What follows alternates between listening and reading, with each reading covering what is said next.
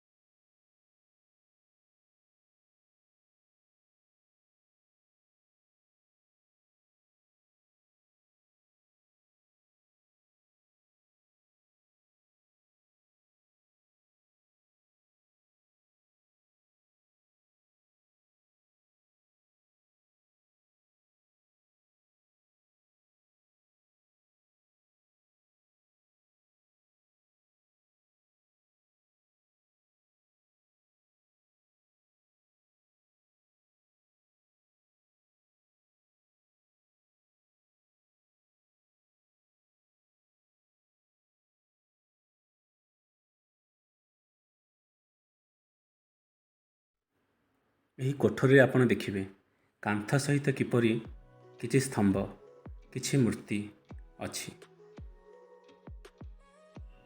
ସ୍ତମ୍ଭ ଗୁଡ଼ିକରେ ମୁଖ୍ୟତଃ ଆପଣଙ୍କୁ ଦେଖିବାକୁ ମିଳିବ କିଛି ପଶୁ ପକ୍ଷୀମାନଙ୍କର ମୂର୍ତ୍ତି।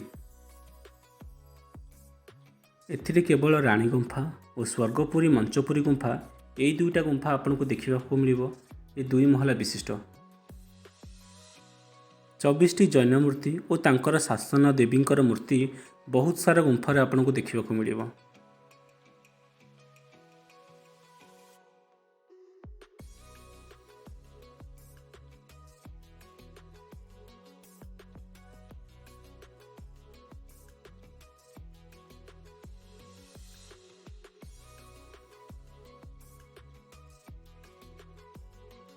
ଓଡ଼ିଆ ଅସ୍ମିତାର ସର୍ବପ୍ରାଚୀନ ତଥା ଅନ୍ୟାନ୍ୟ ଶ୍ରେଷ୍ଠ ନିର୍ଦ୍ଦେଶନ ହେଉଛି ଖଣ୍ଡଗିରି ଉଦୟଗିରି ଗୁମ୍ଫା।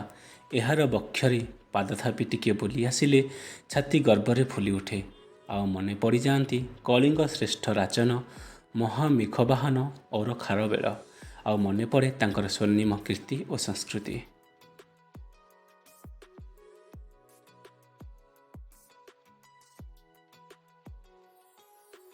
ଉଦୟଗିରି ଗୁମ୍ଫା ବୁଲି ସାରିଲା ପରେ ଏବେ ଆସିଗଲୁ ଖଣ୍ଡଗିରି ଗୁମ୍ଫାକୁ। ଖଣ୍ଡଗିରି ଯେ ମୂଳ ସ୍ଥାନ ଲଲାଟ କେଶରୀ ଆଶ୍ରମ, କରବାଳ ଯେ ଛନ୍ତି ଧରି ରହି ମେଲ୍ଛଙ୍କୁ ସଂହାରିବା ପାଇଁ। ମା ବାରଭୁଜାର 752 ଗୁମ୍ଫା, ଏହା ହେଉଛି ଆମ ଖଣ୍ଡଗିରି।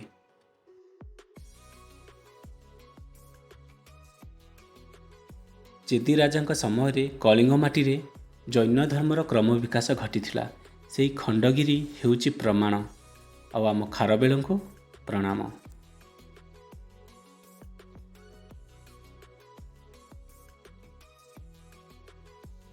ଦୁଇ ଗୁମ୍ଫା ବୁଲି ଆସିଲା ପରେ ଘରକୁ ଆସିଗଲୁ। ଭିଡ଼ିଓଟି ଭଲ ଲାଗିଥିଲେ ନିଶ୍ଚିନ୍ତ ଭାବରେ କମେଣ୍ଟ ଦିଅନ୍ତୁ। ରିକ୍ୱେଷ୍ଟ କରିବି ସବସ୍କ୍ରାଇବ୍ କରନ୍ତୁ ଏବଂ ଅନ୍ୟମାନଙ୍କୁ ସେୟାର ବି କରନ୍ତୁ। ରହୁଛି, ନମସ୍କାର।